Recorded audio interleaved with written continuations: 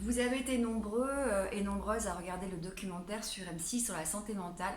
et à me demander si je l'avais regardé. Alors oui, je l'ai regardé et je voulais apporter ma petite contribution. D'abord, je voulais remercier M6 d'avoir pu mettre en lumière des personnalités, y compris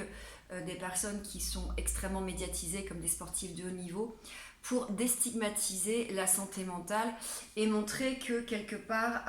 tout le monde, je dis bien tout le monde, en l'occurrence personne n'est épargné par un problème mental ou potentiellement un jour avoir un problème mental. J'ai déjà fait beaucoup de vidéos là-dessus que vous pouvez retrouver sur YouTube, mais je resensibilise aujourd'hui sur le fait que la maladie mentale parle de l'esprit, la maladie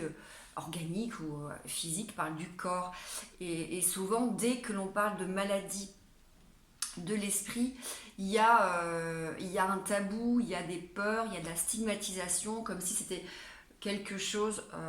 il y a encore cette connotation de la folie, qui est totalement fausse, bien évidemment. Je pense que il y a à un moment donné des personnes qui seront touchées parce que plus sensibles et plus vulnérables, parce qu'il peut y avoir une génétique, parce qu'il y a quelque chose aussi de plus structurel lié à l'enfance, des traumas d'enfance, une vulnérabilité d'enfance. Mais il y a aussi des troubles anxieux, des troubles de l'humeur qui sont dus à des situations donc du conjoncturel, à savoir, là on va retrouver tous les facteurs psychosociaux. Vous avez des gens qui vont s'écrouler après un divorce, vous avez des gens qui vont s'écrouler après un licenciement et vraiment ça n'épargne personne. Le problème n'est pas de mettre un genou à terre. Je pense que le plus important est de faire preuve de résilience et de se relever et de se prendre en main et de se faire accompagner plutôt que de vivre ça dans la solitude, en tout cas dans l'isolement et d'avoir honte. Parce qu'il y a souvent aussi ce qui accompagne, je trouve, en cabinet, en tout cas les personnes que j'accompagne, qui ont ces problèmes de santé mentaux, même si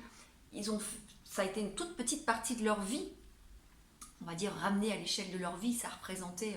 un an peut-être ou 6 mois, ce qui est totalement ridicule, mais il y a toujours la honte d'en parler aux autres, de dire bah non,